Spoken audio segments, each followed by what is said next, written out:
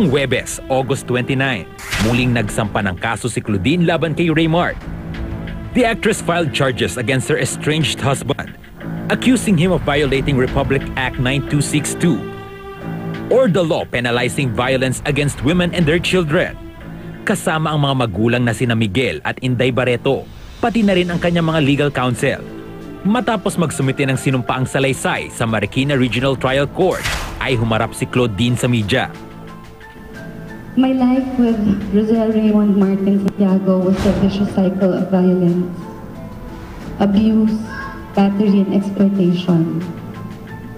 During the years I have been with him, I have been in constant fearful state of mind because I was repeatedly abused and controlled over a period of time. Fortunately, we have the Republic Act 9262, or the Anti-VAUSI Law, or Violence Against Women and Children, under which I took refuge. Even I, a celebrity who almost has everything, was still physically, sexually, psychologically, and economically abused by my own husband. I took the big step of stopping and ending the abuses of my husband by filing a criminal complaint against him. To all the women out there who suffered my plight or are still suffering the said plight, I encourage you to break your silence and stop the abuse. We have to end the violence because our children need us. Nakasaad sa 13 pahinang salaysay ni Claudine na mula pa noong taong 2002 ay nakararanas na siya ng pang-aabuso mula kay Raymart. Well, she has been abused since 2002, but then since the law was only enacted in 2005, we have complaint acts from 2005 until 2013. She has been experiencing so many abuses from Raymart since they were married. Alam naman ng tao na kilala po ako sa pagiging medyo matapang at palaban. Meron din ho akong mga kahinaan and meron din ho akong mga tao pinoprotektahan. At unang-una, yung syempre ang asawa ko at ang pamilya ko, dalawang anak ko.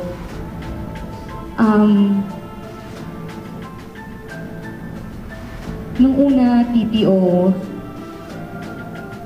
and then hinabeas corpus niya kami. And I just had to, nung una kasi syempre you're in denial eh.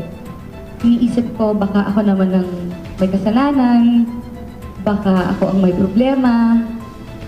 Kinailangan kong magpo-process sa mga psychologist, sa Gabriela,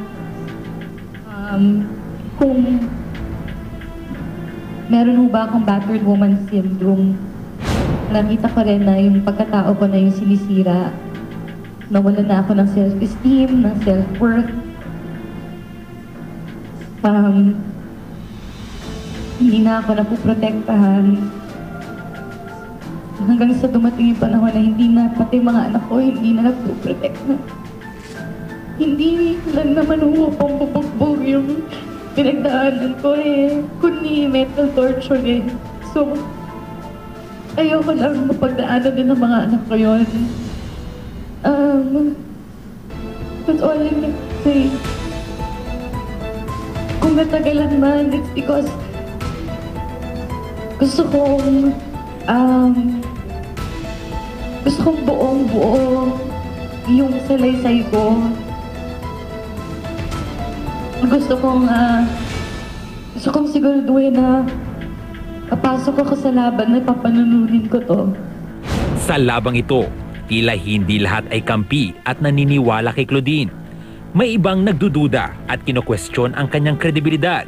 Pero ayon sa aktres, it's not really about kung paniniwalaan ako ng tao o hindi. It's about my fight for standing up for my own rights and for my children.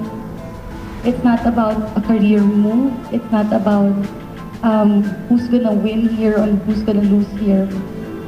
What's important is yung buo ulit yung pagkatao ko. Yung mamahalin ko ulit yung sarili ko. At yung nararamdaman ko naman sa ngayon is that marami akong kakampi. At kagaya na sinasabi ko, hindi na papayag ang Diyos this time. Hindi na siya papayag. Masyado ng maraming masasamang tao na pinayagan akong tapak-tapakan. Hindi na siya papayag to. Itong time na to, this time around, He's not gonna allow. He will vindicate me and He will redeem me in full. Labis naman ang suportang natatanggap ni Claudine mula sa kanyang mga magulang. Sorry, Mom. Sorry, It's okay. I'm strong. Very strong. Mamaya may statement yata yung Gabriela. Is that right? Try naman sa right. We're trying to be strong.